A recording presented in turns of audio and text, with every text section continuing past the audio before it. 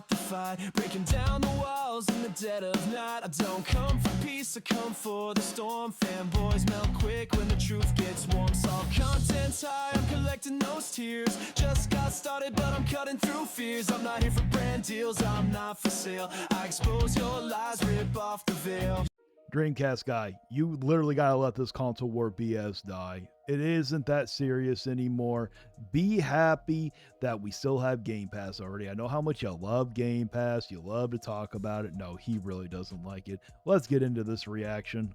Hey there, gamers. Dreamcast guy here. Today we're talking about Xbox. I mean, that doesn't surprise anybody. You literally made 4 videos on Xbox in one damn day, or almost one damn day. You're always talking about Xbox or Nintendo. How about you talk about PlayStation for once?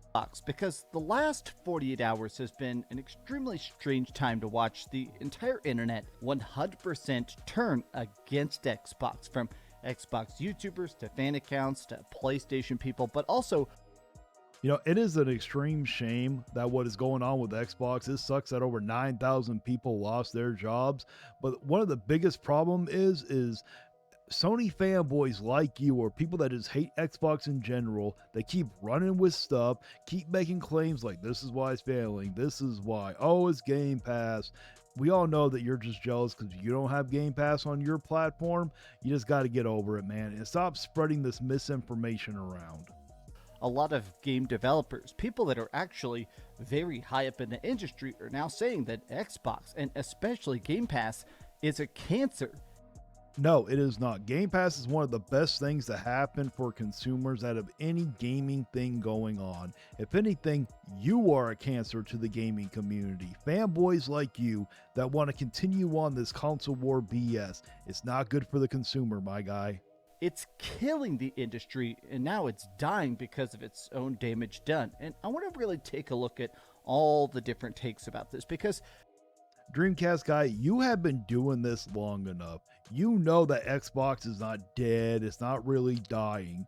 They have Candy Crush. They have Call of Duty and Sea of Thieves. Do you understand how much money those three things can make? They could literally stop making consoles, stop making games, and just focus on them three year after year after year, and Xbox will still be around. Do you understand how much those three IPs alone generate money for them? I think it's interesting that Xbox has gone from a competitor to an interesting rival to something that just feels like everybody that comes near it ends up damaged because of it. Who has become damaged by it? Oh, how about Pocket Pair? No, they actually said they love Game Pass. They have made a lot of money because of Game Pass. How about Sandfall Interactive with Expedition 33? Do you understand that Game Pass is a great opportunity for a lot of small-time developers like them? Yes, the massive ones like Rockstar, they don't need to put their games on Game Pass because they don't look at them. They're not even marketing the game, for crying out loud. They don't need to. They could literally shadow drop this game right now and it will still sell millions within the first week. So I saw stuff like this, where this is Paul Tassi at Forbes.com, and the article itself he wrote is good. Can we trust anything Xbox says? Obviously, the conclusion is Xbox are vicious liars. We're going to go through a bunch of their... What are you talking about? That's not just Xbox. They're all liars. PlayStation has lied. Nintendo has lied. You remember that whole debacle when it came to why they couldn't do the National Dex for Sword and Shield? They completely lied to everybody.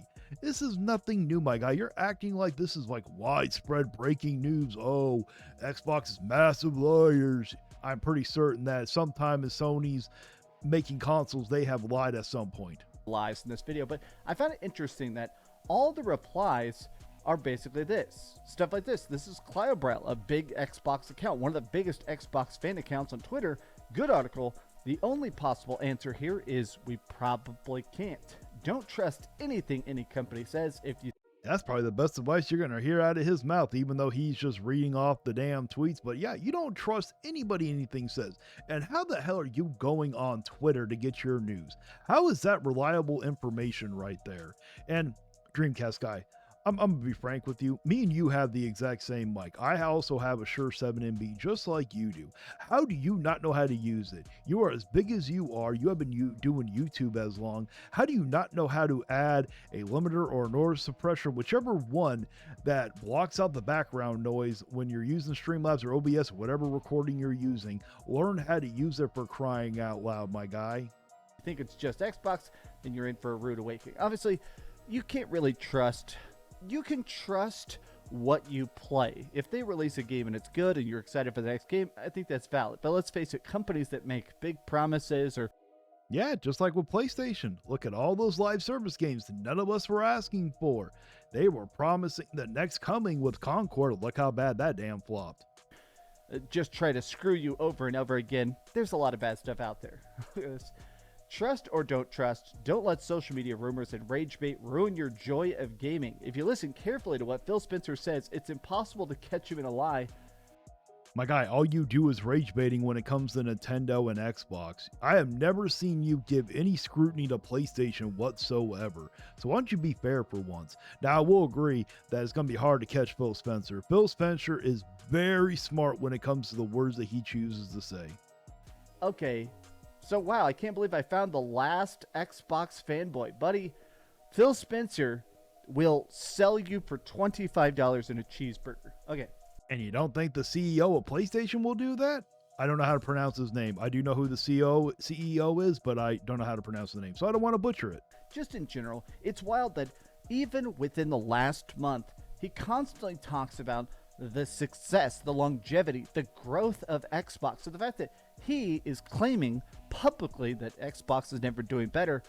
Well, yes, when you look at their three major IPs, that they're just making money hand over fist when it comes to Call of Duty, Candy Crush, and Sea of Thieves. What do you expect? Of course that they're doing good when they're making that money.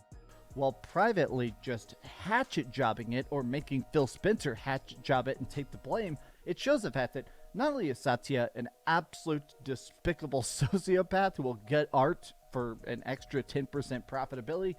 Oh, I agree. Xbox is not very good for laying off all those people. But do you understand the reason why you think Xbox is doing so badly is because you're associating the job loss because of Xbox or Game Pass, because to you, they don't sell any games. So that's the reason why that they had to close a lot of that. Do you understand how much money they make on Candy Crush? Do you understand how much money that they make on Call of Duty? They laid off people in those areas. So they're not losing out on money with those.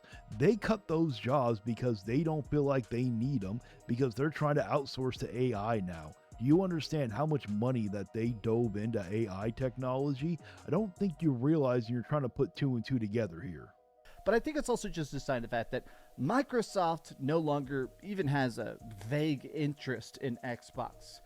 Natya is very likely going to sell Xbox for parts, putting up all that cash into AI within 5 years. Just like I said, they keep putting money into AI, and of course they're interested in Xbox. You understand how much money they make because of Xbox alone. Do you think they're not interested in Call of Duty? Do you think they're not interested in Minecraft?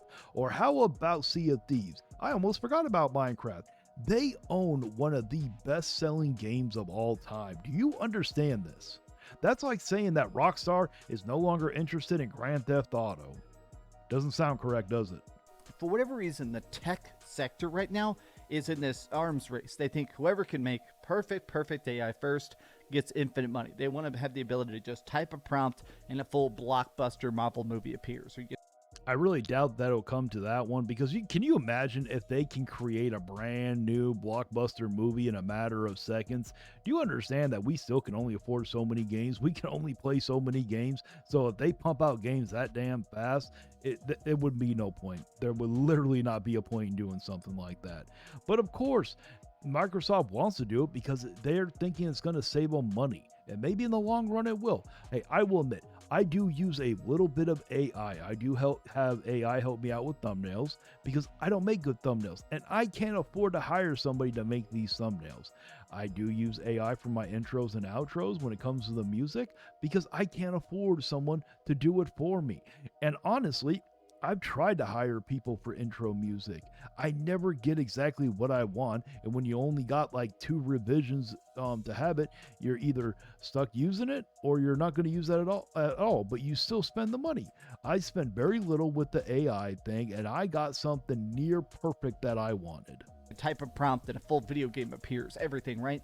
Zero cost to the creator, full profit to the company. That's the idea, right? Obviously, I don't think that technology is ever going to exist. I'm a big nerd.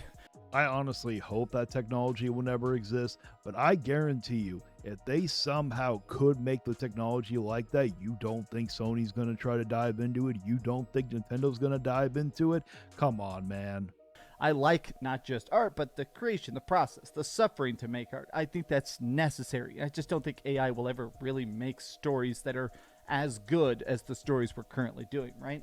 But let me keep going here. Well, they definitely can't do it right now, just like that with that new Jurassic Park movie or Jurassic World Rebirth movie. I swear I think they took the first script from the very first movie and threw it in a ChatGPT, said, give me something similar. That's honestly how that movie felt. Here's a focus I've seen of a lot of very controversial talks. A lot of people are almost kind of pissed about this, but Game Pass is unsustainable and damaging, says the founder of Arcane. Yeah, and that's completely not true. If with all those layoffs that they did, with them trying to save money, if Game Pass was not profitable for Microsoft, do you actually think they would keep it? What benefit do they really have to keep it if they're not making any money? That makes absolutely no sense. That's like saying that Netflix don't make money. They're doing essentially the exact same thing. You pay a fee, you get to watch the movies, you get to stream them. You do realize you can rent them, actually. Sort of an analogy I've made in previous videos, which is the idea of Netflix versus movie tickets, right? If you want to go see a movie, it costs about $20. And a lot of times that movie. Yeah, and you do realize that the reason why those movie tickets are so damn expensive is you're also going to the theater itself. The movie place, they don't need to sit here and have the movie shown at the theaters. They could literally do what they did during COVID. They could sit there, have it all set up to where you just get a movie ticket at home. I guarantee you, they will sit here and there'll be so many more people that will literally probably watch that movie if they gave it a little bit of a cheaper price, because a lot of people like to stay home. And now it's time to read off the members of the channel. And from now on, I will always go from the very first member to the newest member. But we got Koros Objective, Maximilian Pegasus 88, Mad Fox 94, Watari, Shade Milkman, Oh No Is Justin, Brian Payne, Jay Wesby 65, Andy Ritz, Sea Stars Piplup, and Cam. Thank you so much for becoming members of the channel. And if you truly enjoy this content, why don't you think about becoming a member? It's only $1 a month. You get special emotes, badges, and you get a shout out at the end of each video until it becomes too long, and then it'll be turned into a credit roll. And also, I got an awesome merch lined up for you guys. I got amazing shirts, hoodies, I got coffee mugs, I got desk mats, I got a bunch of different kinds, so why don't you check it out also. And please like, share, and subscribe. And until next time, guys, stay vigilant. You can cry in the comments, but you won't survive. Like and subscribe if you feel that vibe. We're hunting so